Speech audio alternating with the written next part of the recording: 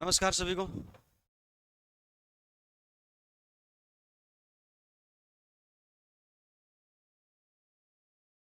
Chapter नया start कर रहे हैं आज और अपन पढ़ेंगे लिफ्ट। ठीक है। लिफ्ट जाने के होना किसी। अरे लिफ्ट जानो होगे किसी व लिफ्ट है। हाँ।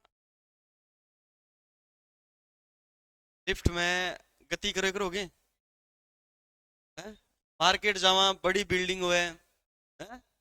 मार्केट जावा बड़ी बिल्डिंग हुए ऊपर ही ऊपर चढ़ी जगह नहीं लिफ्ट लगा दे जी आपने राखेड़ी है लिफ्ट आ रही है। आपने कहा था तो लिफ्ट लगा को नहीं। अपन तो पगाऊ जाना पड़ेगा। अब हम भी लिफ्ट की बात करें ठीक है। देखो इनमें अलग अलग कंडीशन अपन पूछेगा अपन ध्यान रखना थोड़ा सा।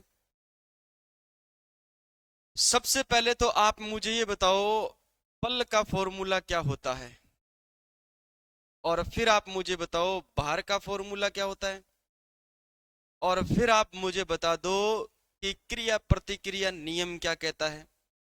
क्रिया प्रतिक्रिया नियम क्या कहता है। क्रिया प्रतिक्रिया नियम तीनों चीज हमने पढ़ रखी है। पढ़ रखी है नहीं पढ़ रखी। बताओ भार का फॉर्मूला क्या होता है बल का फॉर्मूला क्या होता है। साइंस पढ़ रहे हैं अब। ठीक है। मैथ रीजनिंग की क्लास 1 घंटे बाद में स्टार्ट होगी। बताओ बताओ बताओ बताओ। पता है किसी को। किसी को नहीं पता। बड़ा खराब टाबर थे थाने कौन बेरो है। बल का फॉर्मूला भार का फॉर्मूला और क्रिया प्रतिक्रिया नियम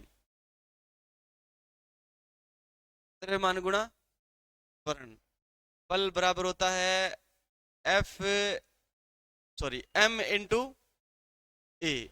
इंटू ए। और भार का फॉर्मूला क्या होता है एम इंटू जी। और क्रिया प्रतिक्रिया नियम ये क्या कहता है मैं। हाँ क्या कहता है क्रिया प्रतिक्रिया नियम होता क्या है। गति का तीसरा नियम है ना। पढ़े थे नहीं पढ़े थे क्या कहता है तीसरा नियम।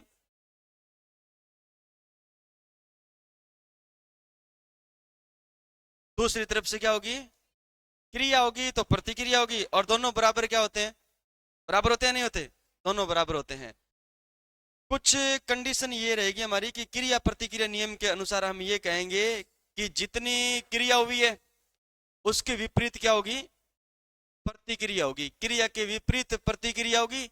दिशा क्या रहती है दोनों की दिशा समान रहती है। दिशा विपरीत होती है। और मान क्या रहता है क्रिया प्रतिक्रिया का बराबर रहता है। मान क्या रहता है क्रिया प्रतिक्रिया का।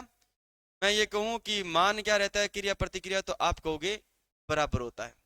यही तो पढ़ा था नहीं पढ़ा था नहीं याद है। याद है क्या।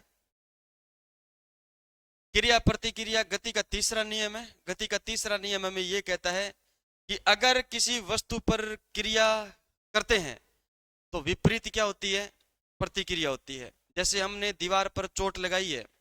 समझ में आई बात। दीवार पर हमने क्या मारी चोट मारी है। तो हम अगर दीवार पर क्रिया कर रहे हैं विपरीत दिशा से दीवार क्या कर रही है प्रतिक्रिया करती है। इसलिए हमें चोट का क्या होता है एहसास होता है आभास होता है। समझ में आ गई बात। ठीक है। कुछ ऐसी कंडीशन हम यहां पर देखते हैं। मान लीजिए हम किसी बिल्डिंग पे जा रहे हैं किसी बिल्डिंग पे जा रहे हैं और प्रथम बिल्डिंग पर हमारी क्या है बिल्डिंग के प्रथम हिस्से पर ये है हमारी लिफ्ट और इस लिफ्ट पर हम क्या है खड़े हैं। समझ में आ गई बात। ये रहे हम इस लिफ्ट पर खड़े हैं और इस लिफ्ट पर पृथ्वी द्वारा नीचे की तरफ क्या की जाती है क्रिया की जाती है। तो पृथ्वी इसको नीचे की तरफ खींचती है एम इंटू जी बल से। एम इंटू जी बल से। समझ में आ गई बात। ठीक है।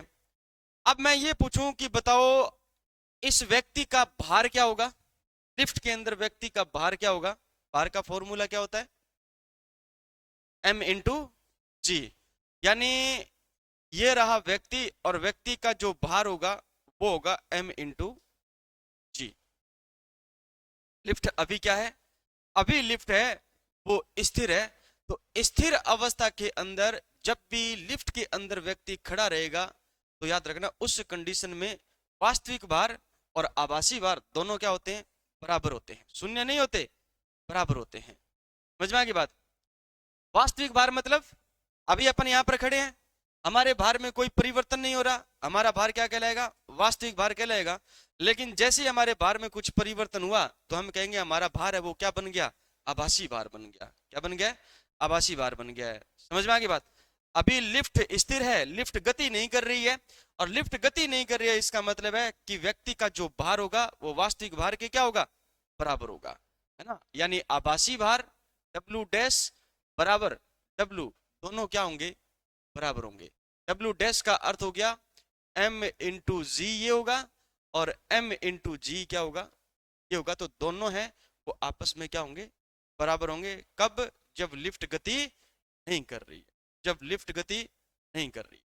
अब इसमें आपको कंडीशन देगा, जब ए त्वरण के साथ में लिफ्ट कहां जा रही है, ऊपर जा रही है, तो व्यक्ति के भार में कमी महसूस होगी या फिर व्यक्ति के भार में वृद्धि महसूस होगी। लिफ्ट ए त्वरण से नीचे आ रही है तो बताओ व्यक्ति के भार में कमी महसूस होगी या फिर वृद्धि महसूस होगी। समझ में आई बात? जब लिफ्ट नियत वेग के साथ में ऊपर जा रही है तो बताओ व्यक्ति का आभासी भार कैसा महसूस होगा। समझ में आई बात?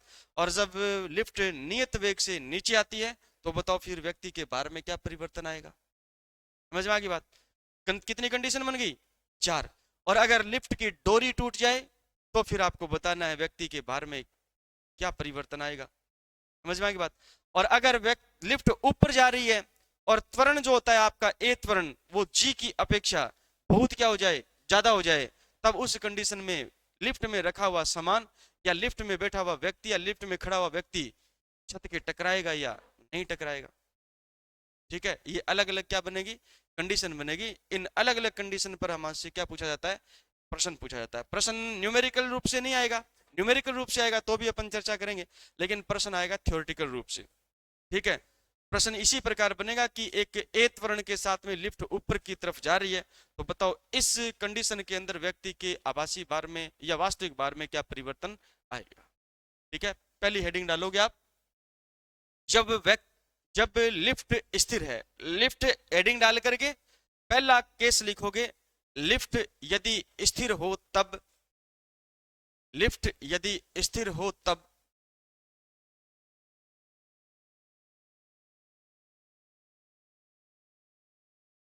जल्दी आया करो रे, क्या बस लेट आवे, बस सारो खराब है, थे खराब हो है, बस खराब है थाना में बोली बारी के जो थे केणो कौन मानो थे खराब होना केटा है।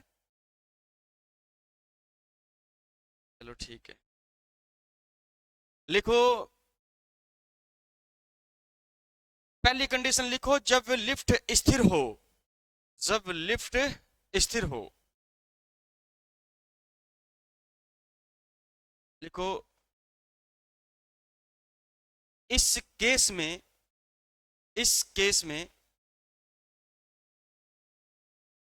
लिफ्ट का सॉरी व्यक्ति का वास्तविक भार, व्यक्ति का वास्तविक भार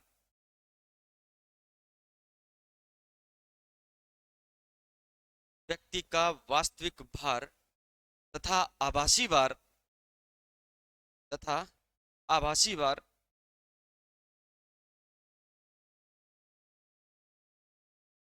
आभासी भार बराबर होता है, बराबर होता है, बराबर होता है। दूसरी कंडीशन लिखोगे,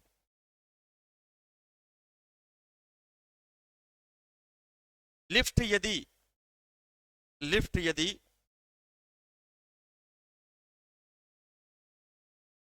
ए त्वरण से, ए त्वरण से, ए स्मॉल ए त्वरण से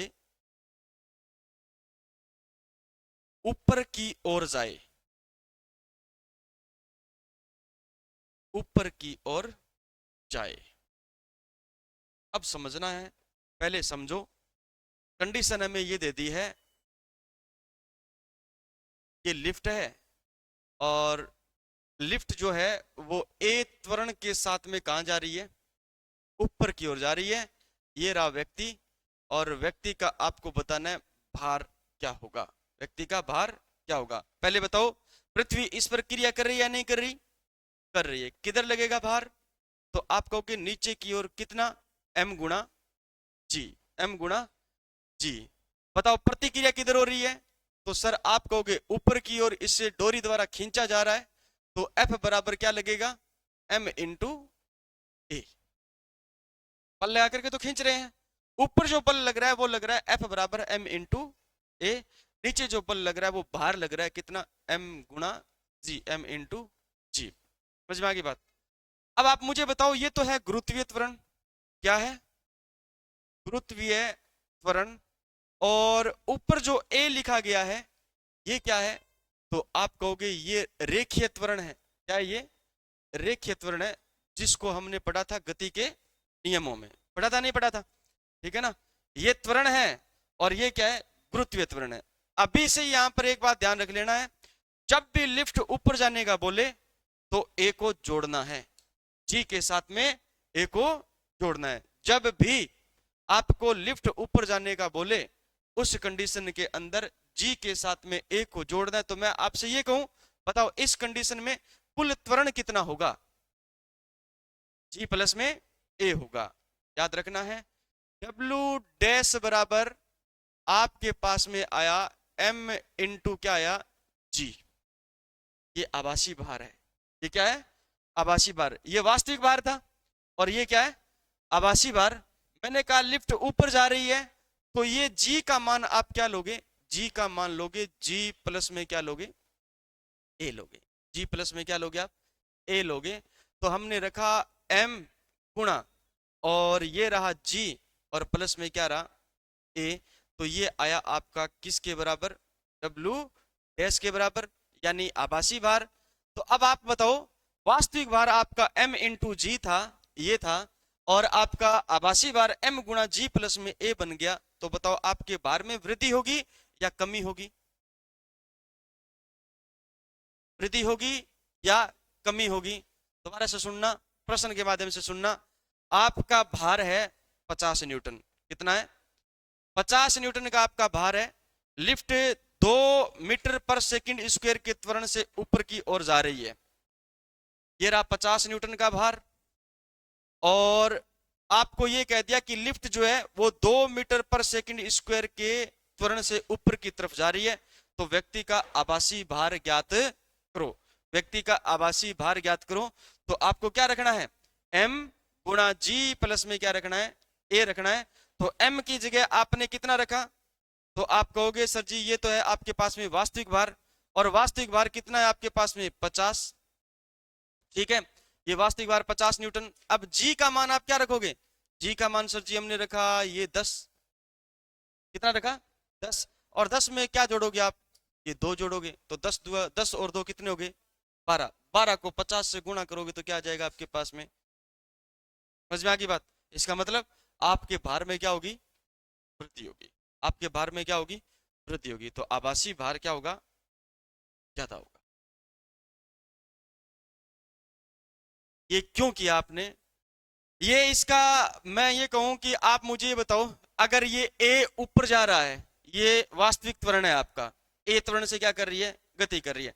तो अब आप मुझे, आपको आभासी त्वरण किधर महसूस होगा, क्रिया ऊपर हो रही है, प्रतिक्रिया किधर लग रही है, नीचे की ओर। तो आपको मैं ये कहूं प्रतिक्रिया के रूप में आभासी त्वरण जो ए है वो किधर लगेगा आपका, नीचे की ओर। तो बताओ जी भी नीचे लग रहा है, ये ए भी किधर लग रहा है, नीचे लग रहा है। तो जी में ए जुड़ेगा या घटेगा, जुड़ेगा। क्लियर है बात, ठीक है। तो आपको ये बताना है, जब लिफ्ट ए त्वरण के साथ में ऊपर जाए तो अभी दिमाग में बिठा लेना एक बात, जी के अंदर ए क्या होगा, जी के अंदर ए क्या होगा, जुड़ेगा। समझ में आ गई बात। तभी हमारा आभासी भार है, उस आभासी भार में हमें क्या महसूस होगी, वृद्धि महसूस। आपने लिखा ए त्वरण के साथ में ऊपर जाए, लिखा या नहीं लिखा, ये डायग्राम बनाओगे आप साथ में, और उसके बाद में मैं लिखाऊंगा, लिखना है आपको।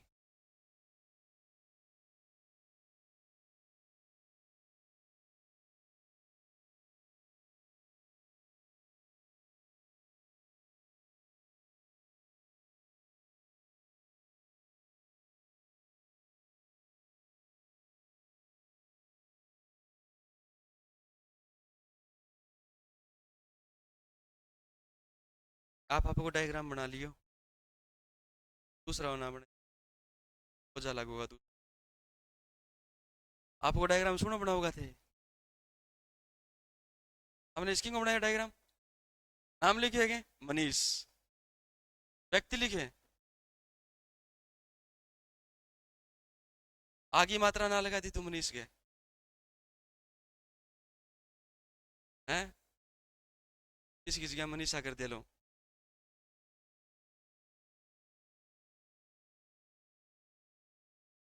लिखोगे? हाँ कृष्णा लिखियो, कौन लिखियो? लिख लियो, चलो ठीक है। लिखाऊं? लिखो, जब भी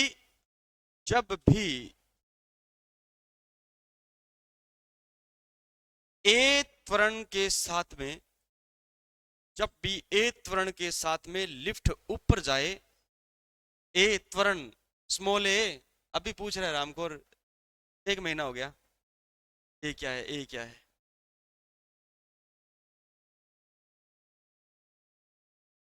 ए त्वरण के साथ में ऊपर जाए,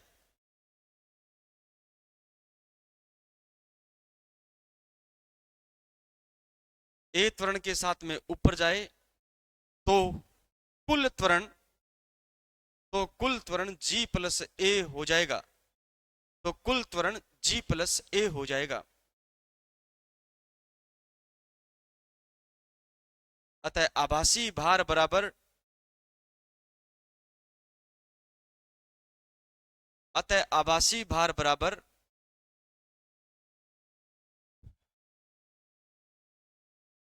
W डैश बराबर m गुणा जी, W डैश बराबर m गुणा जी,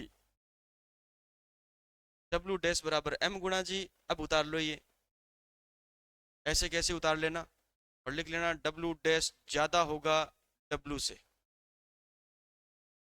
W डैश ज्यादा होगा W से। लिखा है नहीं लिखा? लिखो लिखो, ये लिखना है।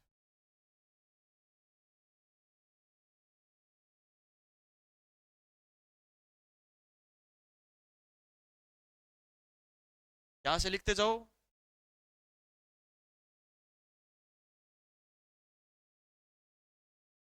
नेक्स्ट हेडिंग डालोगे इसी में, पॉइंट नंबर 3,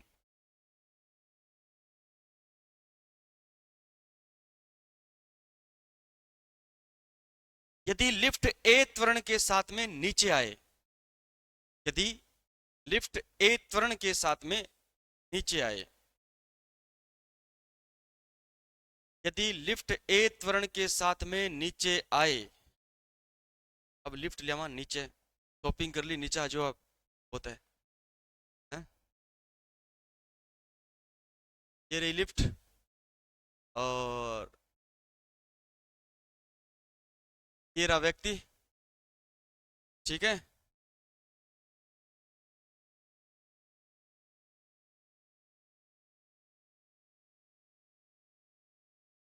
ये रहा प्रतिक्रिया बल F बराबर m इंटू ए, और ये रहा mg। अब बताओ ए त्वरण के साथ में किधर आ रही है? नीचे की ओर आ रही है। किधर आ रही है? नीचे की ओर आ रही है, तो वहां पर हमें तीर लगाना पड़ेगा, F बराबर m इंटू, गुरुत्वीय त्वरण किधर लग रहा है? नीचे की ओर, इसका मतलब पृथ्वी क्रिया कर रही है नीचे की ओर। बताओ प्रतिक्रिया बल किधर लगेगा? प्रतिक्रिया बल ऊपर की ओर लगेगा। प्रतिक्रिया बल क्रिया के कहां लगता है? ऊपर लगता है, उल्टा लगता है ना। ये क्रिया, तो हमने कहा प्रतिक्रिया किधर? ऊपर, ये हुई प्रतिक्रिया। अगर प्रतिक्रिया ऊपर हो रही है, तो अब आप मुझे बताओ प्रतिक्रिया बल कौन सा है आपका? F बराबर m इंटू ए। तो बताओ ए की दिशा किधर है? किधर? ऊपर की ओर। ए की दिशा किधर है? ये जी तो किधर लगता है हमेशा? हमेशा ये नीचे की तरफ लगता है, यानी पृथ्वी इस लिफ्ट पर क्या कर रही है? क्रिया कर रही है। समझ में आ गई बात? तो प्रतिक्रिया किधर होगी? ऊपर की ओर। और अगर प्रतिक्रिया ऊपर की ओर हुई है, इसका मतलब ए की दिशा किधर है? विपरीत है, ऊपर की ओर। किधर है? ऊपर की ओर। तो याद रखना, जब भी लिफ्ट नीचे आए तो जी में से ए को क्या करना है? माइनस करना है। जी में से ए को क्या करना है? माइनस करना है। समझ में आ गई बात? पहली कंडीशन में हमने पढ़ा लिफ्ट ए त्वरण के साथ में ऊपर जाए, अगर ऊपर जाएगी तो जी में ए को क्या करना पड़ेगा, जोड़ना पड़ेगा। अगर लिफ्ट नीचे आएगी तो जी में से ए को क्या करना पड़ेगा, माइनस करना पड़ेगा। समझ में आ गई बात? तो डब्ल्यू डैश जो है आपके पास में वो ये रहा क्या, एम गुणा क्या बन गया आपके पास में जी। तो इस जी की जगह आपको क्या रखना है, जी माइनस में क्या रखना है, ए रखना है। जी माइनस में क्या रखना है, ए रखना है। तो आपके पास में ये डब्ल्यू डैश और ये रहा आपके पास में एम, और गुणा में क्या कर दो आप, जी माइनस में क्या कर दो, ए कर दो। अब बताओ ये होता है आपका, मान लीजिए 10, क्या होता है 9.8 लेते हैं ना अपन, जी का मान 9.8 लेते हैं, इसको मान लीजिए 10 है ये। अब आपको त्वरण कितना ही दे, 3 मीटर पर सेकंड स्क्वायर दे, 4 मीटर पर सेकंड स्क्वायर दे, तो बताओ 10 में से 7 क्या, 10 में से 3 जाएगा, कितना बचेगा 7, यानी गुरुत्वीय त्वरण का नेट मान आपके पास में कितना है, 7 आया है। तो बताओ भार में कमी होगी या वृद्धि, कमी होगी, भार में क्या होगी, कमी होगी। तो इस कंडीशन के अंदर आपको जो आभासी भार है, क्या है आभासी भार, वो वास्तविक भार से क्या लगेगा, कम लगेगा, यानी आपके भार में आपको क्या महसूस होगी, कमी महसूस होगी। भार उतना ही रहेगा लेकिन आपको महसूस क्या होगी, कमी। समझ में आ गई बात? उतारो।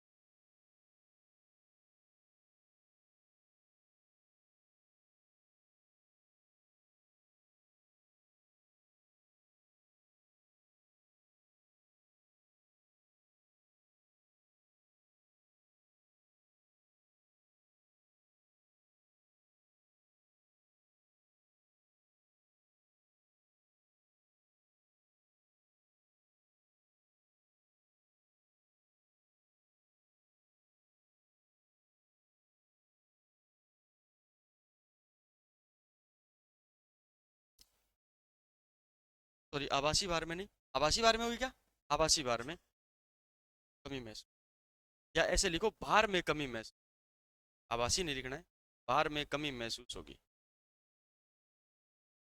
भार में कमी महसूस होगी।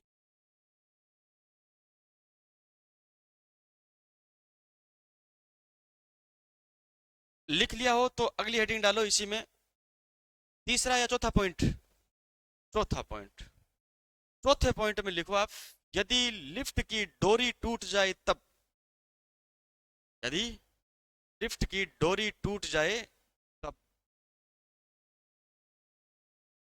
भार, तब भार, लिफ्ट की डोरी टूट जाए तब भार। इधर देखो सारे, मान लीजिए ये हमारी क्या है, लिफ्ट है ना, अभी ये यहां पर है, पृथ्वी पर है, नीचे नीचे वाले पोर्शन में है, ये ऊपर की तरफ जा रही है। समझ में आई बात? अब ऊपर डोरी बंधी हुई है, डोरी ने इस पर क्या लगाया, बल लगाया, लगाया ना बल। अब मान लीजिए ये ऊपर वाले कहां पर थी, बिल्डिंग पर थी, और डोरी टूट गई, और ये कहां रही है, नीचे की तरफ आ रही है। तो इसके अंदर कितने बल काम कर रहे हैं, मुझे तो बल बताओ, कौन कौन से बल काम कर रहा है, कौन कौन सा बल काम कर रहा है? गुरुत्वाकर्षण तो काम कर रहा है। डोरी टूट गई तो क्या डोरी द्वारा लगाया गया बल काम कर रहा है क्या? है? नहीं करेगा। डोरी अगर टूट गई है, इसका मतलब ये हुआ कि अब ये जो गति है वो गुरुत्वीय गति बन गई है, और गुरुत्वीय गति में भी कौन सी गति बन चुकी है, मुक्त पतन गति बन चुकी है, जिस पर केवल और केवल एक ही बल काम कर रहा है। कौन सा कर रहा है? गुरुत्वाकर्षण बल काम कर रहा है, प्रतिक्रिया बल काम नहीं कर रहा, प्रतिक्रिया बल काम में नहीं कर रहा। समझ में आ गई बात? ठीक है। तो अब जो आपका ए लग रहा था ना, ए जो त्वरण ए लग रहा था, अब वो काम नहीं आएगा। कौन सा काम आएगा? ये जी काम आएगा। ए की जगह क्या काम आएगा? जी काम आएगा। और जी कैसे काम आएगा? मान लीजिए ये है लिफ्ट, और लिफ्ट किधर आ रही है, नीचे की तरफ, तो इधर तो लग रहा है m इंटू क्या लग रहा है, g। ये g वास्तविक है, इसका आभासी प्रतिक्रिया लगेगा तो किधर होगा, तो आप कहोगे प्रतिक्रिया लगेगा तो ऊपर की तरफ होगा, ऊपर होगा तो क्या बनेगा, ये a बराबर क्या हो जाएगा, g हो जाएगा। a बराबर क्या हो जाएगा, g हो जाएगा। समझ में आ गई बात। तो अब आप बताओ कुल त्वरण कितना है इसका, तो आप कहोगे g माइनस में g, g माइनस में क्या हो जाएगा, g हो जाएगा, और g माइनस में g हो जाएगा, इसका मतलब g में से g जाएगा तो कितना बचेगा, यानी 9.8 में से 9.8 जाएगा तो कितना बचेगा, 0 बचेगा। तो आपके पास में W डैश बराबर क्या है, तो आप कहोगे m इंटू क्या है, g है। इस g की जगह क्या रखोगे आप, g की जगह g माइनस में क्या रखोगे, g रखोगे। कितना आया बताओ, ये 0 आ जाएगा। m को 0 से गुणा करोगे तो कितना आएगा बताओ, 0 आ जाएगा। इसका मतलब आभासी भार है ही नहीं, आभासी भार है ही नहीं। तो जब भी आपका मुक्त पतन गति होती है, उस कंडीशन में अपना खुद का भार हमें शून्य महसूस होता है। समझ में आ गई बात। देखो आप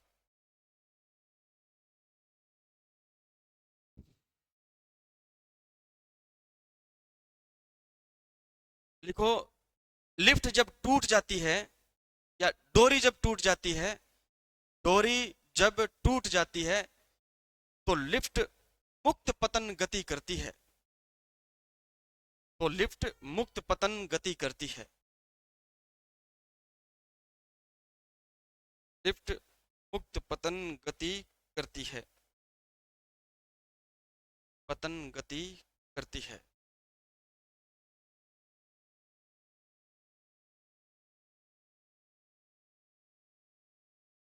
पतन गति करती है। इस केस में, इस केस में आभासी त्वरण A, आभासी त्वरण A गुरुत्वीय त्वरण G के बराबर हो जाता है। आभासी त्वरण A गुरुत्वीय त्वरण G के बराबर हो जाता है, G के बराबर हो जाता है। तो अब बताओ, लिफ्ट नीचे आती है तो G में से A को क्या करते हैं, माइनस करते हैं। लिफ्ट ऊपर जाती है तो G में A को क्या करते हैं।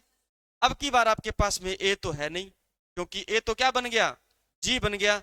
लिफ्ट कहाँ आ रही है, नीचे की तरफ आ रही है, तो A को घटाओगे या G को घटाओगे, G को घटाओगे। किसको घटाओगे, G को घटाओगे। तो लिखो W डैश बराबर, W डैश बराबर M इंटू G, और G बराबर लेना है G माइनस में क्या, G। तो M इंटू क्या बन जाएगा आपके पास में 0, तो W डैश बराबर कितना आएगा आपके पास में 0 आएगा। W डैश बराबर कितना आएगा, 0 आएगा।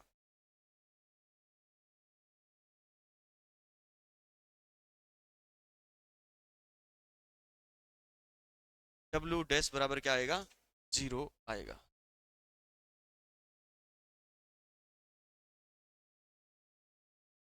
देखो इस केस में, इस केस में, इस केस में व्यक्ति को भारहीनता महसूस होती है, भारहीनता, व्यक्ति को भारहीनता महसूस होती है।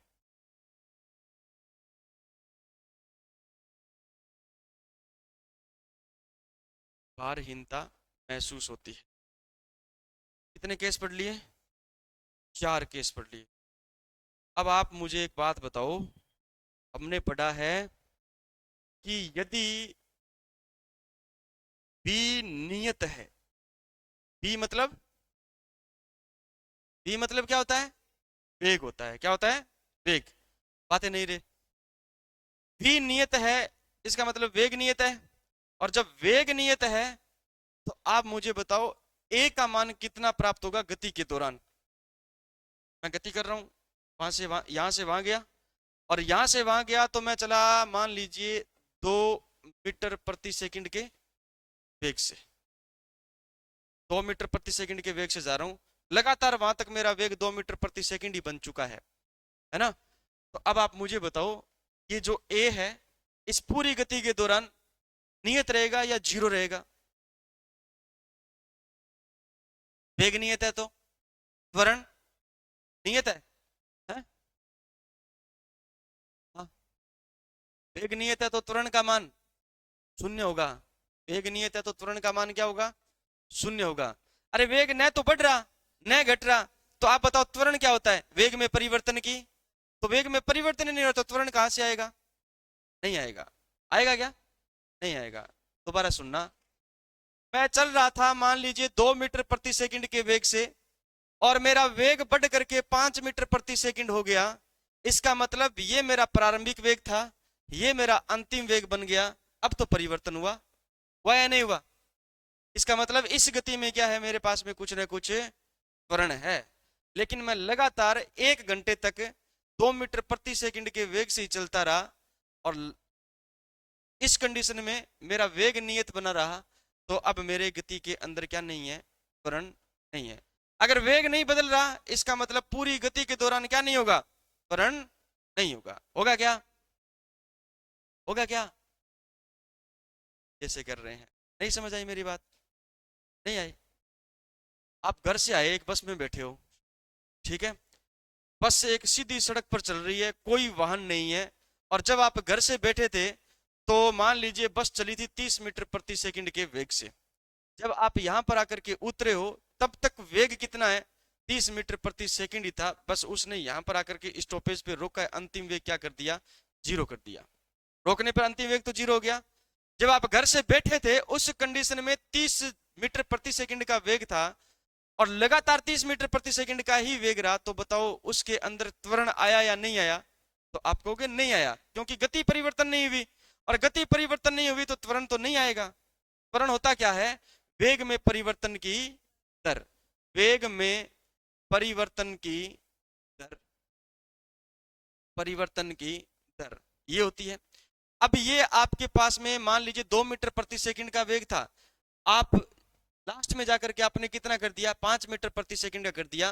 तो इसमें टोटल जो समय लगा, तो आप कहोगे सर जी टोटल समय लगा वो 2 सेकंड का है। कितने सेकंड का है? 2 सेकंड। यानी आपने टोटल दूरी जो चली है वो 2 सेकंड तक चली है। तो अब आप बताओ वेग में परिवर्तन की दर, वेग में परिवर्तन की दर परिवर्तन कब होगा? जब आपके पास में एक मान अधिक होगा, एक मान क्या होगा? कम होगा। और आप दर शब्द काम में आ गए, इसका मतलब उसके नीचे भाग लगाया किसका? टी का, समय का भाग लगाया। इसका मतलब ए बराबर आपके पास में क्या आया? v2 माइनस v1 अपॉन में क्या आ गया? टी आ गया। v2 कितना? तो आपको कहोगे सर अंतिम वेग कितना? 5। प्रारंभिक वेग कितना? 2। 5 में से 2 गया, कितना बच गया? 3। 3 में भाग दिया किसका? 2 सेकंड का, कितना उत्तर आया? 1.5 आया। यानी 1.5 मीटर पर सेकंड स्क्वायर का क्या आ गया? उसके अंदर त्वरण आ गया। वेग समान है तो त्वरण नहीं है, वेग बदल रहा है तो क्या है? त्वरण है। सीधी सी बात यही है। समझ में आई बात? अब बताओ, अगर लिफ्ट v वेग से ऊपर जाए, वेग क्या रखा जाए? नियत रखा जाए। वेग क्या रखा जाए? नियत रखा जाए। इसका मतलब इसका मान कितना? जीरो। वेग नियत है, वेग बदल ही नहीं रहा, तो त्वरण कितना? जीरो। और अगर त्वरण जीरो है तो व्यक्ति के भार में कमी महसूस होगी या वृद्धि महसूस होगी? हाँ, शून्य है। एक बात आप माइंड में याद रखना है आपको, लिफ्ट ऊपर जाए तो जी में ए को क्या करना है? अगर लिफ्ट नीचे आए तो जी से ए को क्या करना है? समझ में आई बात?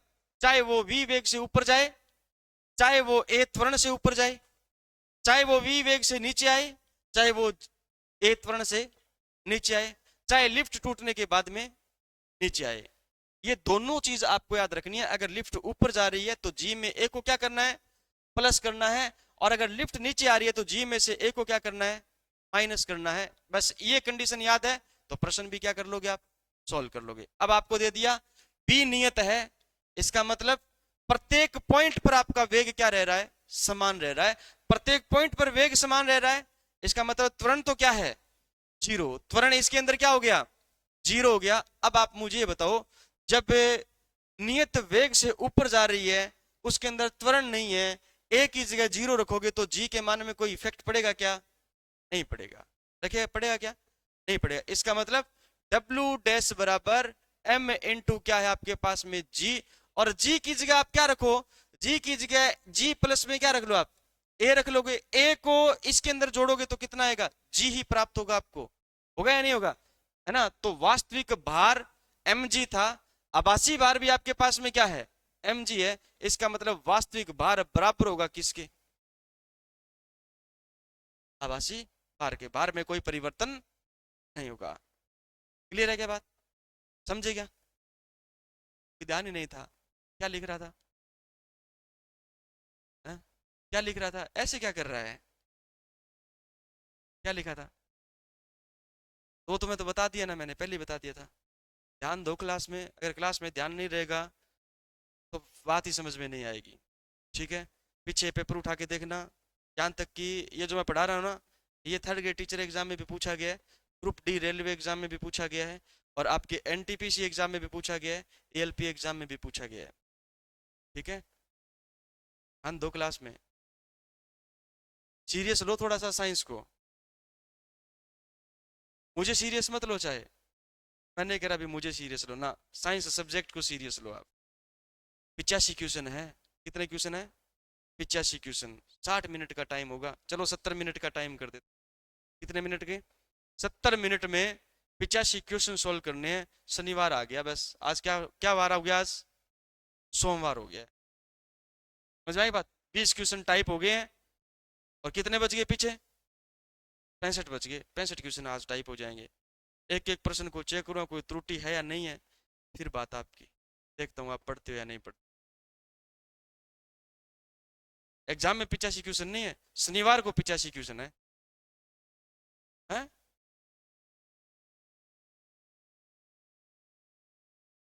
85 क्वेश्चन है, टाइम है 70 मिनट का, ठीक है। हाँ गुरुत्वाकर्षण तक है, एक चैप्टर मिस कर दिया मैंने, उत्तोलक मिस कर दिया, ठीक है। अगर उत्तोलक से देता तो 100 क्वेश्चन हो जाते, फिर टाइम नहीं बच, आगे वाले सर आते हैं मैथ रीजनिंग वाले, फिर वो टाइम का वेट कर, 10 मिनट तो वो वैसे लेट आते हैं। हाँ ऑप्शनल है, ऑप्शनल है। अब देखते हैं कौन क्या पढ़ के आता है, कौन क्या नहीं पढ़ के। मैंने कहा था ना, मार्केट से बुक ले आओ, रिहर्सल करो, घर जा करके प्रैक्टिस करो, लेकिन नहीं करते आप लोग प्रैक्टिस, करते हो क्या, नहीं करते, बस ये कॉपी में पढ़ लिया बहुत है। मैंने कहा कॉपी में से प्रश्न आएंगे, जरूर आएंगे, 100% प्रश्न आएंगे, लेकिन प्रश्न घुमा फिरा करके पूछे जाएंगे, और आपको ऐसा लगेगा जैसे हमने पढ़ा ही नहीं है। थ्योरी पढ़ोगे, प्रश्न सोल्व करोगे, तो आपको ये अनुभव होगा कि इस थ्योरी में से इस प्रकार का प्रश्न पूछा जा सकता है।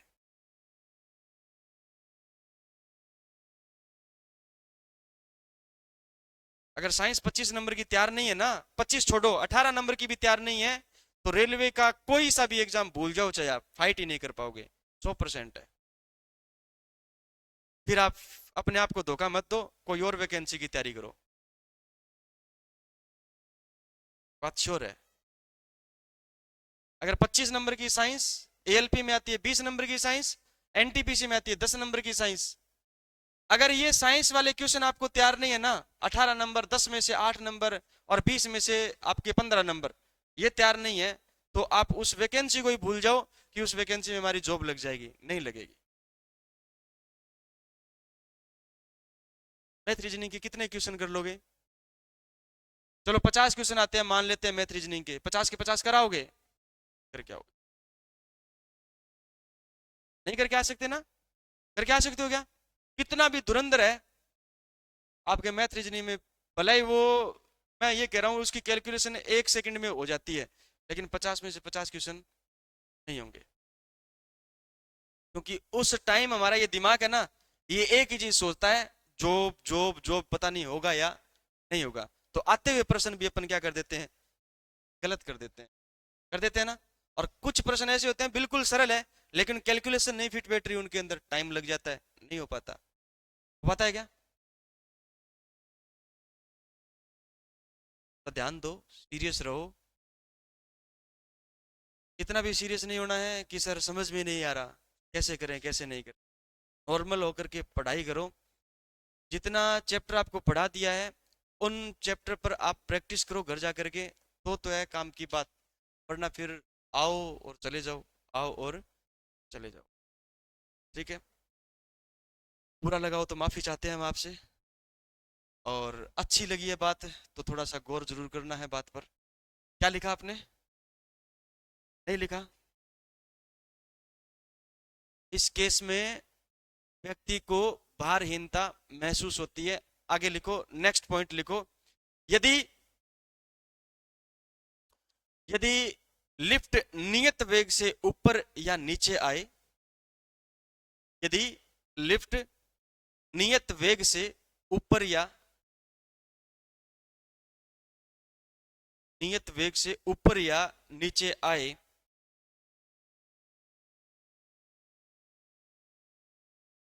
तो भार, तो भार। लिखो, उत्तर डाल करके लिखो एएनएस, आंसर। इसका आंसर लिखा रहा हूं मैं डायरेक्ट। देखो, जब वेग नियत होता है तो त्वरण का मान 0 होता है। जब वेग नियत होता है तो त्वरण का मान 0 होता है। त्वरण का मान 0 होता है।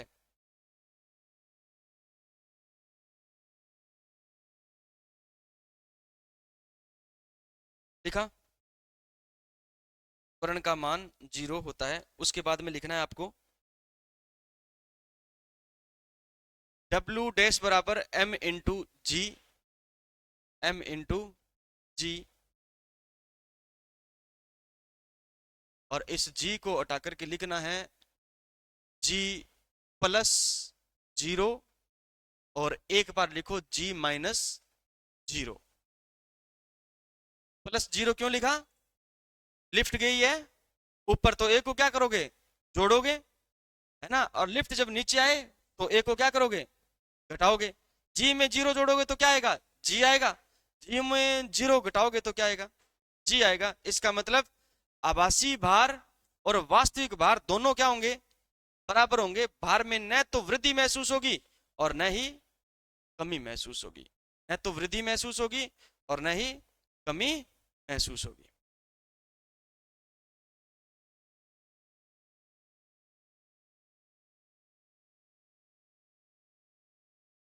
लिखा? अब लिखो, आप नोट डाल करके लिखो।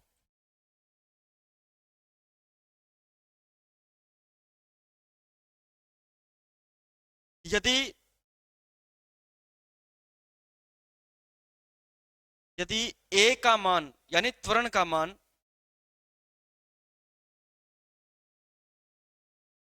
ए का मान बहुत अधिक है, बहुत अधिक है, ए का मान बहुत अधिक है, तो इस कंडीशन में, तो इस कंडीशन में लिफ्ट में खड़ा व्यक्ति, इस कंडीशन में लिफ्ट में खड़ा व्यक्ति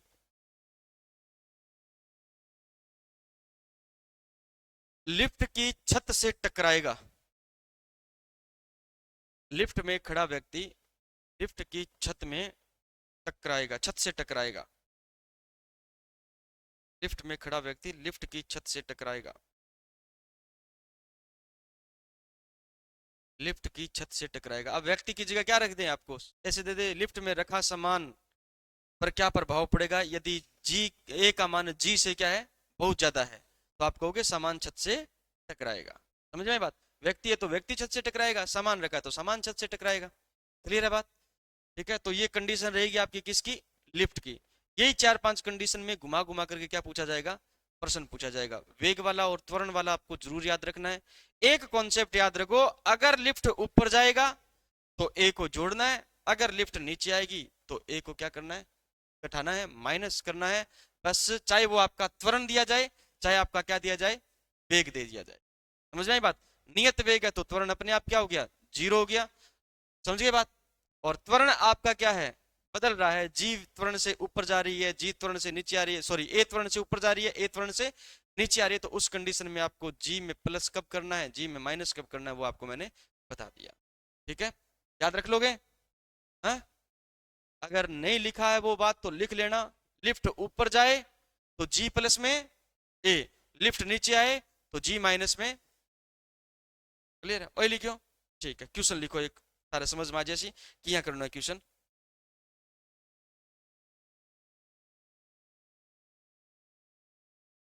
200 किलोग्राम की एक महिला, 200 किलोग्राम की है, हाँ 2 कुंटल की महिला है।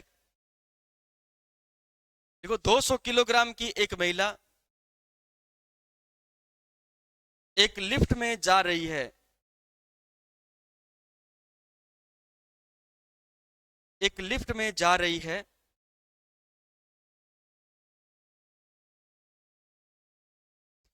क्या होगा जब, क्या होगा जब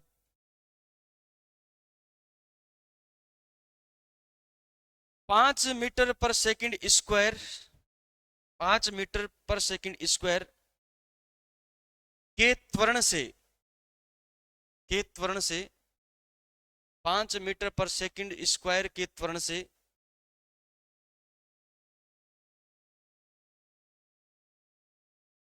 लिफ्ट ऊपर जाए तथा नीचे आए, ऊपर जाए तथा नीचे आए।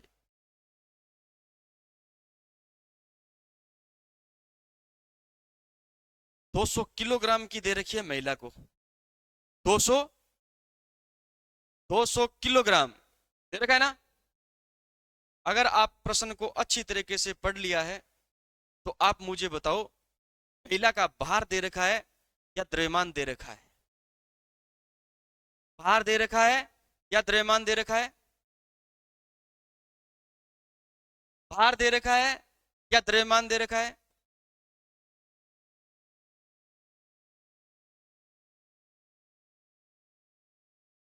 किलोग्राम में मापते हैं द्रव्यमान को, और भार को किस में मापते हैं, न्यूटन में मापते हैं। पढ़ाया था, पढ़ाया था नहीं पढ़ाया था।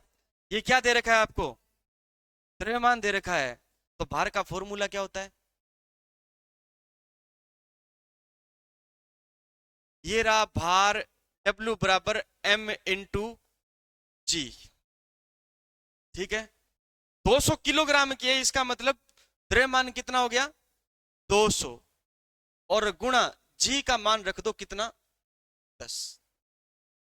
अब बताओ वास्तविक भार कितना आ गया, वास्तविक भार आ गया महिला का 2000 न्यूटन। ये आ गया। एक आपने सीढ़ी चढ़ ली इस प्रश्न की, आपको वास्तविक भार नहीं दिया गया था, आपने वास्तविक भार निकाल लिया किससे, M इंटू जी से, क्योंकि आपको क्या दिया गया है, द्रव्यमान दिया गया है। अब W का मान आ गया आपके पास में कितना, 2000। आपको पता है G का मान कितना है, 10 है। और ये रहा आपके पास में W डैश बराबर क्या होता है, M इंटू, यानी आपको ज्ञात करना है जब लिफ्ट ऊपर जा रही है 5 मीटर पर सेकंड स्क्वायर के त्वरण से, तब उसके भार में आपको वृद्धि महसूस होगी या कमी महसूस होगी।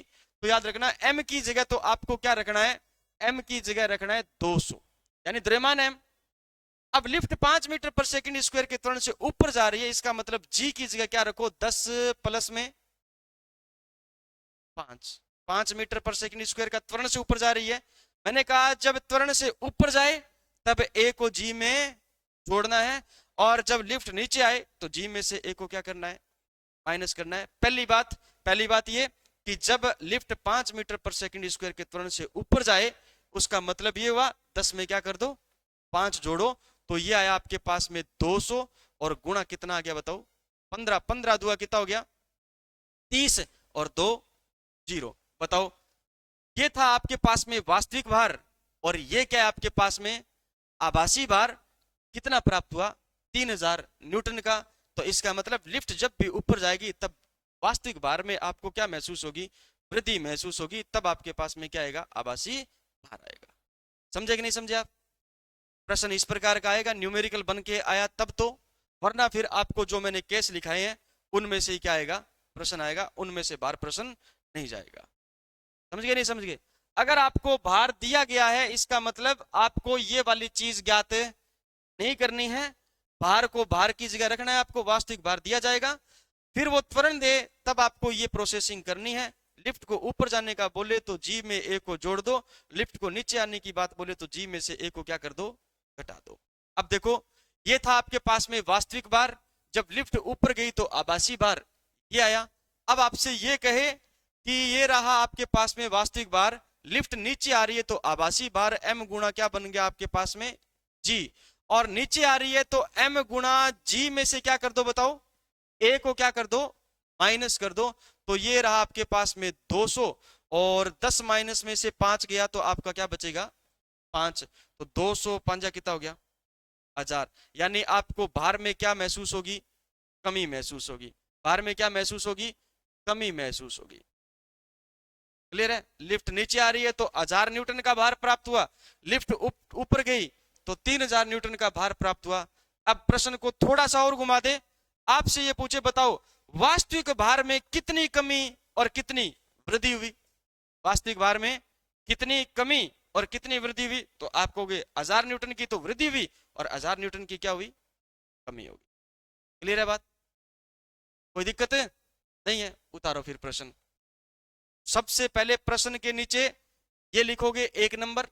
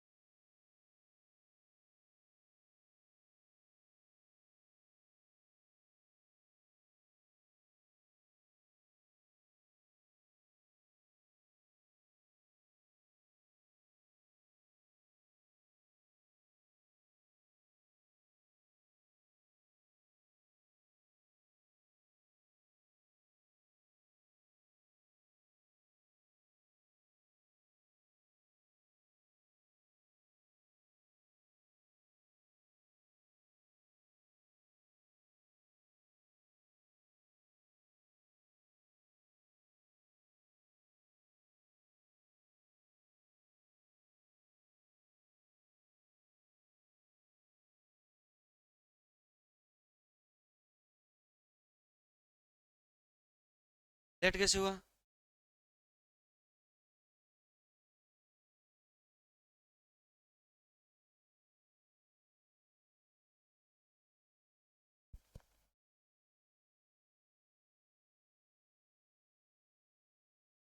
मैं तो आजान लिफ्ट में घुमा दिया, लिफ्ट में घुमा दिया मैं आजान है, क्यों आयोगो नहीं?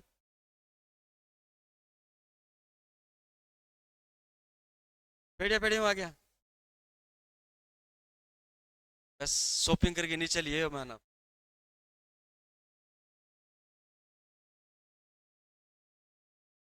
ये क्या है बताओ, वृद्धि, भार में क्या है, और ये क्या है भार में, कमी।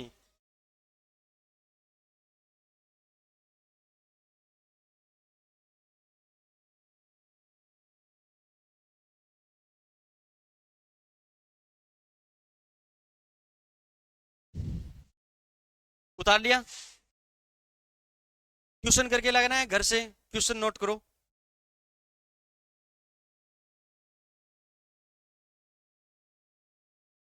यदि एक व्यक्ति का द्रव्यमान 40 किलोग्राम हो, यदि एक व्यक्ति का द्रव्यमान 40 किलोग्राम हो, तो बताइए लिफ्ट में व्यक्ति का, लिफ्ट में व्यक्ति का, तो बताइए लिफ्ट में व्यक्ति का भार कितना होगा, तो बताइए लिफ्ट में व्यक्ति का भार कितना होगा यदि, कितना होगा यदि, नंबर 1 लगाओ, लिफ्ट 5 मीटर पर सेकंड, 5 मीटर पर सेकंड के वेग से, ध्यान से पढ़ना है, के वेग से ऊपर जाए, ये वेग से ऊपर जाए। 2 नंबर लगाओ,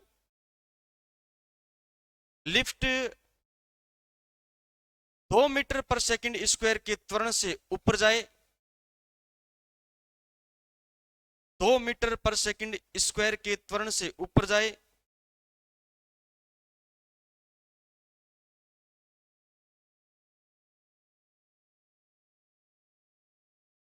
और तीसरा लिखना है 2 मीटर पर सेकंड स्क्वायर के त्वरण से नीचे आए। 2 मीटर पर सेकंड स्क्वायर के त्वरण से नीचे आए। पहला एक समझा देता हूं, नहीं समझाना करके लेके आओगे तो बताओ फिर। पहले जो प्रश्न दिया गया आपको पहला, उसमें दिया गया 5 मीटर पर सेकंड का क्या दिया गया है, वेग दिया गया है। वेग 5 मीटर पर सेकंड का दिया गया, इसका मतलब ये बताओ मुझे वेग नियत है या बदल रहा है। वेग क्या है, नियत रहेगा। इतनी हिंट मैंने आपको दे दी है। बस अब आपको पहला प्रश्न करना है, दोनों आप नीचे वाले तो कर लोगे, कर लोगे ना। हेडिंग डाल दो, नया चैप्टर है, और डालो दाब, प्रेशर पढ़ेंगे कल, ठीक है, दाब। हाँ हेडिंग डाल दो। लिफ्ट कंप्लीट होगी, अब पढ़ेंगे अपन दाब। हाँ लिफ्ट कंप्लीट है।